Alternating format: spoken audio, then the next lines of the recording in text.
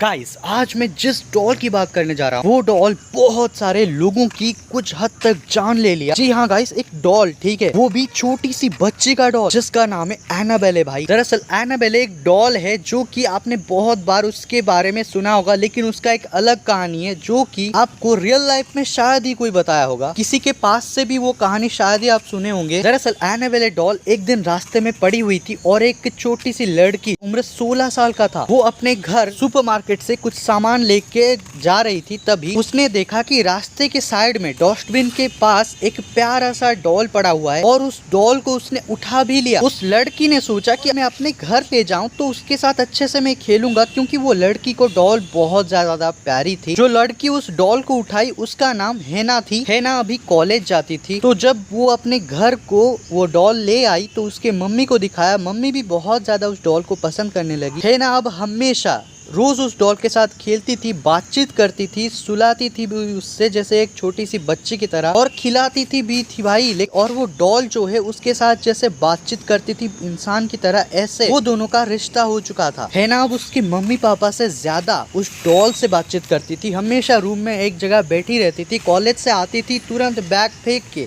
अपने आप को फ्रेश करके खाना खा के चुपचाप उस डॉल के पास बैठ जाती थी और घंटों बातचीत करती थी। रूम से बाहर ही नहीं निकलती थी। दोस्तों के साथ तो बातचीत भी नहीं करती थी। धीरे धीरे दोस्तों ने आके उससे मिलना शुरू किया और देखा कि वो डॉल से ज्यादा बातचीत कर रही है। मम्मी से वो बोली सब दोस्तों ने आके। तो उस लड़की की मम्मी ने भी बहुत बार उससे कहा कि जाके दोस्तों के साथ खेले, बाहर जाए। वो मना कर देती थी और हमेशा उस डॉल के साथ बातचीत करती थी। घंटों घंटों हंस रही थी, मतलब जैसे कि वो इंसान की तरह वो डॉल बात करे। एक दिन उसके मम्मी रसोई में काम कर रही थी, तभी हेना भी कॉलेज गई हुई थी, घर में नहीं थी, और अचानक से वो एनाबेले डॉल यानी कि वो डॉल जो चेयर में रखी हुई थी वो अपने आप चल के एक दूसरे चेयर में जाके बैठ गई, जो चेयर मम्मी के रसोई घर के सामने था। उसके मम्मी ने ये सब देख लिया था चुपके से, जो कि एनाबेले डॉल नहीं देखी थी मम्मी को। उसके मम्मी तुरंत उसके बच्ची को जाके बताया ये सब बात, तो उसके बच्चे ने विश्वास नहीं किया। फिर भी उस डॉल के ऊपर उस बच्ची का डाउट बहुत ज्यादा था, क्योंकि मम्मी भी उस डॉल को बहुत ज्यादा प्यार करती थी और मम्मी ऐसा बोलने लगी, इसमें थोड़ा सा उसका डाउट हो गया। एक रात वो डॉल बहुत ही ज्यादा मतलब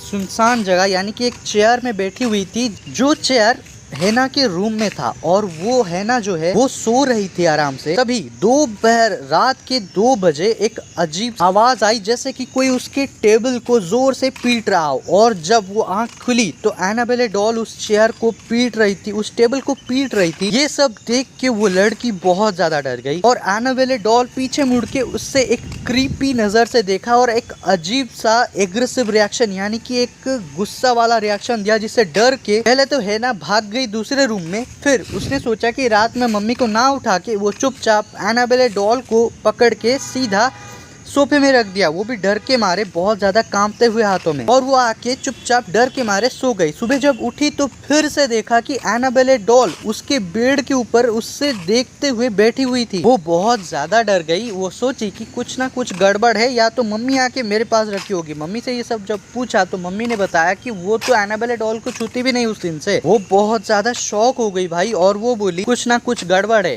तो उसके बाद उसने एक पृष्ठ को बुलाया जो कि उसके मम्मी का जान पहचान यानी कि रिश्तेदार वाले थे। तो वो बंदे ने जब देखा तो उस डॉल को उसने कहा, उस डॉल को उसने गौर से देखा और कहा कि इस डॉल के अंदर एक छोटी बच्ची की आत्मा है, वो भी 7 साल की बच्ची, जिसका अपार्टमेंट के नीचे ही डेथ हो चुका था। ये जब उसने कहा तो वो सच में वो डॉल वो नया वो ये सब काम करने लगा था। जब उस पृष्ठ के मदद से उससे बातचीत की तो डॉल पृष्ठ को बताया कि उसके साथ वो सेफ फील करता है उन माँ बेटियों के साथ, और वो एक 7 साल की बच्ची ही है और वो उससे रख ले, ऐसा वो कहा। तो वो माँ और बेटी सोचे कि हाँ ये छोटी सी बच्ची है, वो किसी को नुकसान नहीं पहुंचाएगी उसकी आत्मा, तो उसने साथ रखने की ट्राई कर ली। हेना और उसकी माँ ने उस डॉल को साथ रखने की ट्राई कर ली और ऐसे ही दिन बीतता गया। उसके ठीक 4 दिन बाद वो डॉल फिर से अपने चीजों को रात में इधर उधर फेंकने लगी। फिर वो डॉल को माँ बेटियों ने संभाला और उसे एक अलमारी में बंद कर दिया। और उसके बाद उन्होंने कहा कि ऐसा मत किया जाए, लेकिन वो डॉल मानी ही नहीं। फिर हैना के फ्रेंड कुछ दिन बाद एक पार्टी, जैसे कि नाइट आउट बोलते हैं, यानी कि रात में पार्टी करते हैं और दोस्तों के घर ही सो जाते हैं, सुबह उठ के फिर वापस आते हैं अपने घर।